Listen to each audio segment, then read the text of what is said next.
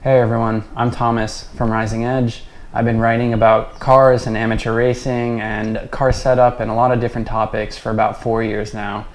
As the site expands a little bit, we're going to be opening a store soon. I'm working on some car projects here in my shop, and this video series is going to be an introduction to the project I've been working on for a few weeks already. It is an E36 M3. It's owned by Carlos of Condor Speed Shop. It's going to be a car that we are adapting for racing in Grid Life Touring Cup and some NASA classes as well. The car has lived I guess I would say a tough life. It was built into a race car from a crashed race car. It's gotten a lot of upgrades over the years, but this is a car that needs a lot of TLC and kind of reassembly. It was crashed a couple years ago and kind of had been sitting since.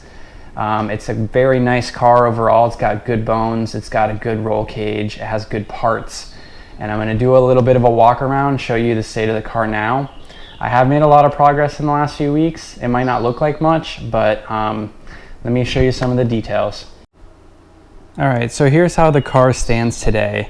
When it arrived to me a few weeks ago, it did not have a front end in the car. It did not have the transmission, and rest of the drivetrain was not in it. It's been sitting for a while. The car basically has been a race car for quite a long time. 2 owners ago, that guy crashed it, and it was pretty stock at that point. So then the previous owner, Doug Wardell, he bought it, fixed the body, and has, I would say, kind of gone crazy with it. The car has a really extensive spec sheet to it, starting with the S54, which I believe is pretty much stock, except it has cams, and it makes pretty good power. It has Öhlins TTX shocks, which are out getting rebuilt right now.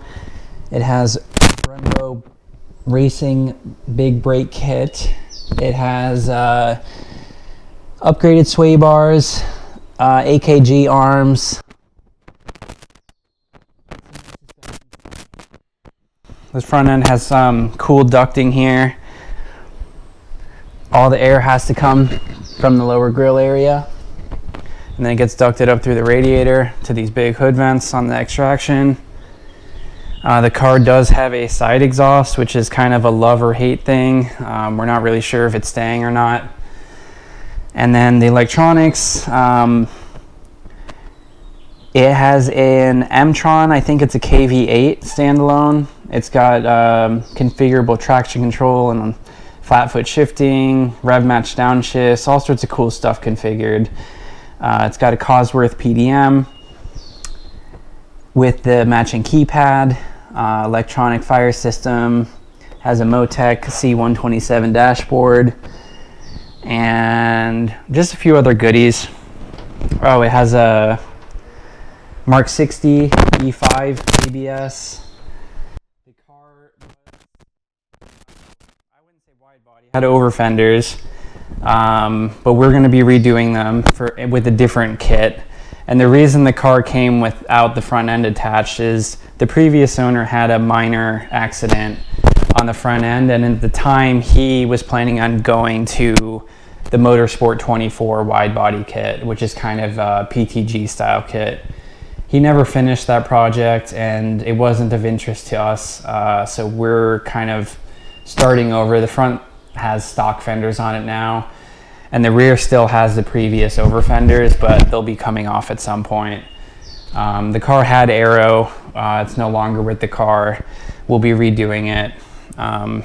It has a nice cage, custom steering shaft. It's got all sorts of cool bits and bobs for the Motec sensors and data acquisition type stuff.